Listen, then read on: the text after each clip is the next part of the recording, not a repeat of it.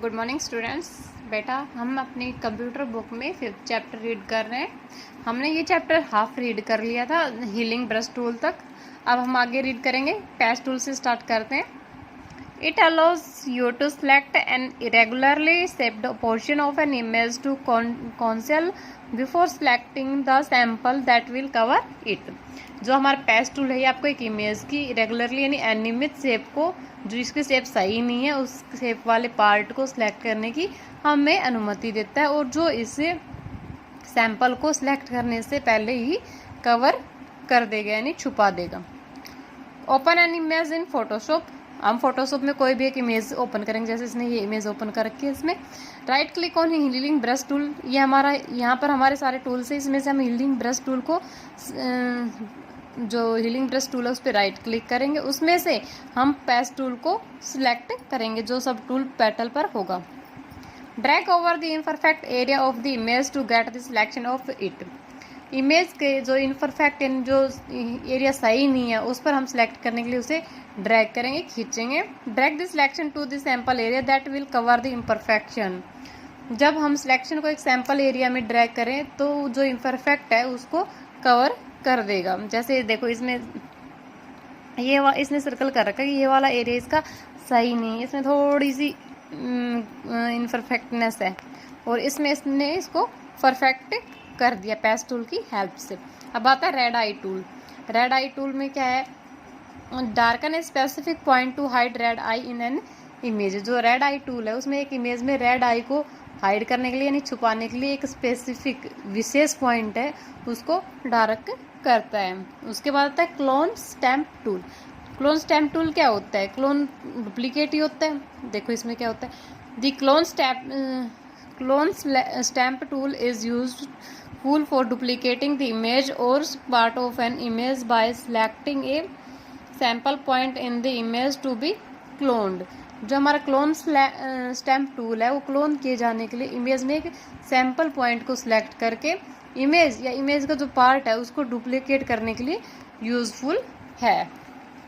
अब देखो clone stamp tool के लिए क्या क्या स्टेप अप्लाई करने के लिए क्या क्या स्टेप्स यूज करते हैं। सबसे पहले इसने एक इमेज ओपन की। Select the clone stamp tool from the tool box. Tool box में से क्लोन स्टैम्प टूल हम सिलेक्ट कर लेंगे। ये मैंने पहले बताया, यहाँ हमारे सारे टूल अवेलेबल हैं। उसके बाद होल्ड दी एल्ट की। उसके बाद हमारे कीबोर्ड में से एल्ट की को दबाएंगे and click on image to define source point. उसके बाद सोर्स पॉइंट पे हम इस इमेज को डिफाइन कर देंगे। Drag over the image portion of the image at the desired place where the clone is to be created. उसके बाद इमेज को डिजायर्ड प्लेस पर खींचेंगे जहाँ में क्लोन बनाया जाता है। इसने यहाँ से ड्रैग किया और इसको पीछे की साइड ड्रैग कर दिया। देखो इसमें क्लोन बन गए, डुप्लीकेट आ गए एक इमेज के, 3 दिखा रखे हैं देखो। उसके बाद आता है adding text on an image. किसी इमेज में टेक्स्ट कैसे ऐड करते हैं। Often pictures are incomplete without any descriptions. अक्सर हमारे पिक्चर्स बिना किसी डिस्क्रिप्शन यानी विवरण के अधूरे होते हैं। These descriptions could be anything ranging from definition of the pictures, feelings signified by the image or simple wishes। ये डिस्क्रिप्शन पिक्चर की डेफिनेशन, इमेज या सिंपल इच्छाओं द्वारा सिग्निफाइड यानी सांकेतिक फीलिंग से लेकर कुछ भी हो सकती हैं। Therefore, Adobe Photoshop provides the facility to type text inside the image। इसलिए हमारा जो एडोब फोटोशॉप है वो इमेज के अंदर टेक्स्ट यानी कुछ लिखने के लिए, टाइप करने के लिए फैसिलिटी देता है। The type tool is present with in tool bar displayed in the left side. It is denoted by T. जो हमारा ये टाइप टूल है वो टूल बार में होता है, जो लेफ्ट साइड में प्रेजेंट होता नहीं उपलब्ध होता है, और यह टी द्वारा डिनोटेड होता है। Clicking on the tool switch in the typing mode. Typing mode में टूल स्विच पर हम क्लिक करेंगे। When the typing mode is enabled, an option bar appear on the top of the window providing some option to design the style and appearance of the text। जब हम typing mode enable यानी सक्षम किया जाता है तो window के ऊपर एक ऑप्शन बार दिखाई देती है जो टेक्स्ट की स्टाइल को डिजाइन करने के लिए हमें कुछ ऑप्शन प्रोवाइड करती है। अब देखो टाइप टूल को अप्लाई कैसे करते हैं। सबसे पहले सिलेक्ट टू अप्लाई टाइप, पहले हम इसको स्टेप क्या है, पहले क्लिक ऑन टाइप टूल। सबसे पहले हम टाइप टूल पे क्लिक करेंगे। हमारा टाइप टूल कहाँ होता है, यहाँ पे, ये टी है, ये बताया ना मैंने कि भाई ये टी होता है, ये टी से डिनोट होता है। Step 2, click inside the canvas and type the text. उसके बाद कैनवास में हम क्लिक करेंगे और उसके अंदर हम कोई भी टेक्स्ट, हमें कुछ भी लिखना, जैसे इसने फ्लोवर है, इसके लिए इसने लिखा है ब्यूटीफुल फ्लोर्स, इसके लिए इसने ये वाला टेक्स्ट टाइप किया है, तो उसमें हम टेक्स्ट टाइप कर देंगे। After entering the text you can change font style, size and colour of the text.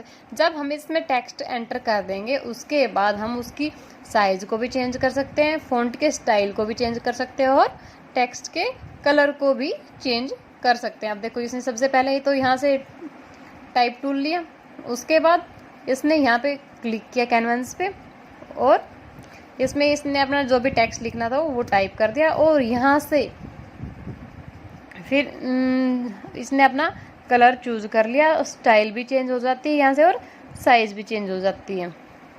उसके बाद आता है वार्पिंग टेक्स्ट।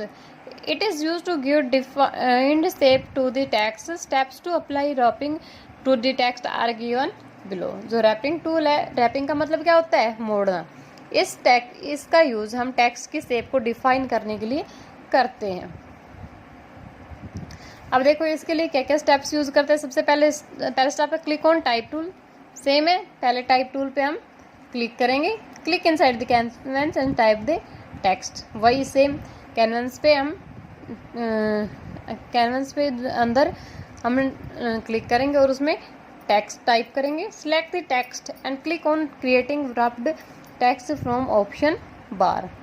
उसके बाद हमने जो टेक्स्ट लिखा है उसको हम सिलेक्ट करेंगे और ऑप्शन बार में हमें क्रिएट वार्प टेक्स्ट है, उस पर हम क्लिक करेंगे। Wrap text dialog box appear. उसके बाद रैप टेक्स्ट का एक डायलॉग बॉक्स हमें दिखाई देगा। Select the style of your choice and click okay. उसके बाद उसमें से हम अपनी स्टाइल चूज कर सकते हैं कि हमें ये किस टाइप में चाहिए, कैसी स्टाइल होनी चाहिए उसकी, तिरछा होना चाहिए, कैसा होना चाहिए, डार्क होना चाहिए, लार्ज होना चाहिए, और उसके बाद हम ओके कर देंगे। ये देखो इसमें तो सिंपल है, इसमें इसने इसका कलर भी कर रखा है और थोड़ा मोड भी रखा है। ये देखो ऐसे, ये हम रैप टेक्स्ट के हेल्प से कर सकते हैं।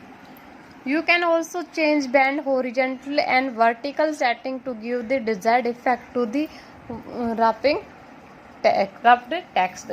आप रैप्ड टेक्स्ट में डिजायर्ड यानी वांछित इफेक्ट को लाने के लिए हॉरिजॉन्टल और वर्टिकल सेटिंग को भी चेंज कर सकते हैं। उसके बाद आता है लेयर्स इन फोटोशॉप CS3। अब देखो इसमें लेयर्स क्या क्या होता है फोटोशॉप में। Photoshop layer can be thought of as separate films much like transparency shades. जो हमारा लेयर है वो फोटोशॉप के लेयर को अलग अलग फिल्म के रूप में सोचा जा सकता है और ट्रांसपेरेंसी यानी पारदर्शी शीट की तरह है। Each layer contains its own discrete contents. Individual layer contain object which together create your composite image. प्रत्येक लेयर में अपनी अलग कंटेंट्स होते हैं और व्यक्तिगत लेयर में ऐसे ऑब्जेक्ट यानी वस्तुएं होती हैं जो एक साथ आपकी कंप्लीट इमेज बनाती हैं। You can change one layer without affecting the other layers or the background of the image to make the work easier. आप वर्क को इजी बनाने के लिए आप अदर लेयर या इमेज के बैकग्राउंड को अफेक्ट किए बिना एक लेयर को चेंज कर सकते हैं। अब इसके लिए देखो न्यू लेयर क्रिएट करने के लिए हमें क्या क्या करना होगा। ये इसमें देखो लेयर्स दिखा के ब्यूटीफुल फ्लोर बैकग्राउंड, ये इसकी 2 लेयर्स हैं। A new layer is created automatically when you paste any object to an image. You can also create a new layer at your choice. जो न्यू लेयर है किसी layer पर जब कोई object paste करने पर हम एक नई लेयर, जब हम किसी ऑब्जेक्ट पे कोई इमेज पेस्ट करते हैं तो ऑटोमेटिकली एक नई लेयर बन जाती है। To create a new layer follow the steps given below. देखो अब न्यू लेयर क्रिएट करने के लिए क्या क्या स्टेप्स यूज करते हैं। सबसे पहले क्लिक दी लेयर मेन्यू, सबसे पहले हम यहाँ पे हमारा लेयर मेन्यू था उस पर क्लिक करेंगे, क्लिक न्यू। उसके बाद लेयर मेन्यू आने के बाद हम न्यू पे क्लिक करेंगे। ये देखो ये लेयर पे क्लिक किया, उसके बाद हम न्यू पे क्लिक करेंगे। Select layer option from the list, उसके बाद लिस्ट में से हम लेयर ऑप्शन को सिलेक्ट करेंगे। न्यू किया, उसके बाद लेयर ऑप्शन और new layer dialog box will be appear. उसके बाद ऐसा एक डायलॉग बॉक्स आ जाएगा। Type the layer name in the name box and click okay. उसके बाद इसके अंदर हम अपना नेम टाइप कर देंगे नेम बॉक्स में और उसके बाद हम ओके कर देंगे। A new layer is created on the layer palette. Layer palette पे हमारी एक न्यू लेयर क्रिएट हो जाएगी, बन जाएगी। ये देखो यहाँ पे हमारा न्यू लेयर आ गया। न्यू लेयर पे करने के बाद यहाँ पे हम अपने लेयर का जो भी नाम देना चाहते हैं, जैसे इसने लेयर 1 डाला है वो नेम डाल देंगे, उसके बाद ओके कर देंगे। अब देखो ये लेयर्स में हमारी न्यू लेयर ओपन हो गई है।